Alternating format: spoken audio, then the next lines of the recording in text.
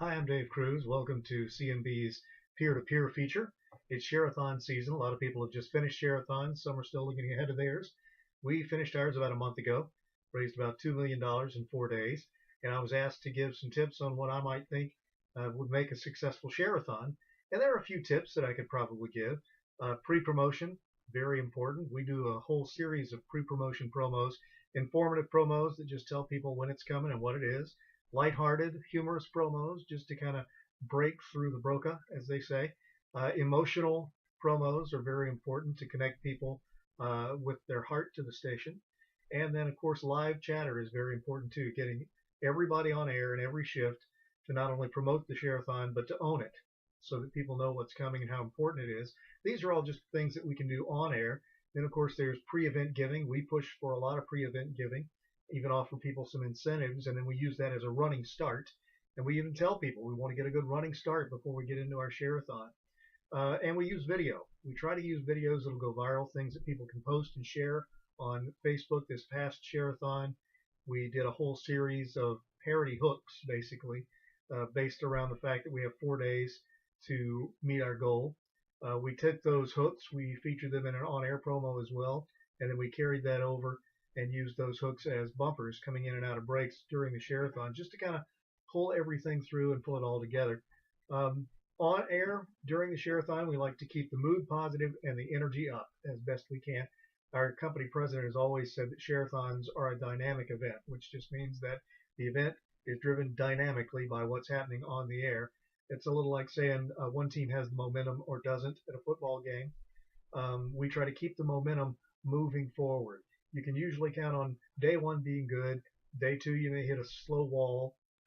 Day three may pick up a little more. And then maybe on day four, you start to see the momentum build back up. We try as best we can to pull the momentum all the way through. But one of the things we do to help get the ball rolling on that last day is once you've crested the hill and you're on the downward slope, we'll take, say, the last 500 partners. If we're looking for 5,000 partners, which I think is about the number we got this past Share-a-thon, then when we hit that 500 mark, we'll have little post-it notes up on every glass surface that we have in the studio, and we'll start to count them down. We'll take about an hour, and at the end of that hour, we'll say, all right, where did we leave off? 457? All right, well, you can pull the 450s down. All right, keep going. We got the 430s. And we do a countdown all the way to the last one.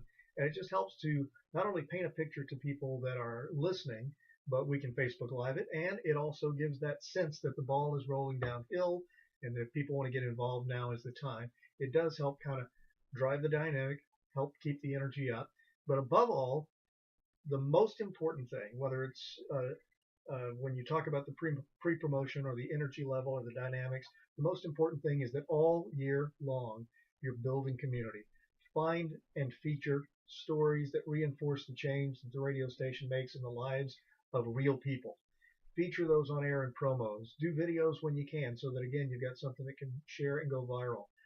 Let people know that when they support the radio station, they're becoming a part of that story. It's more than just keeping you on the air. It's becoming a part of everything you do, whether it's some sort of gift card drive or food for the homeless or a holiday drive where you're getting gifts for kids that can't afford gifts of their own. Whatever it is, you can do those kind of social events in the area, but then also find those stories of changed lives, whether it's people who called you, emailed you, people you meet in line somewhere. Feature those stories and let people know that when they support the radio station, it's more than just paying the bills. They are making an impact in the lives of people just like them in the community.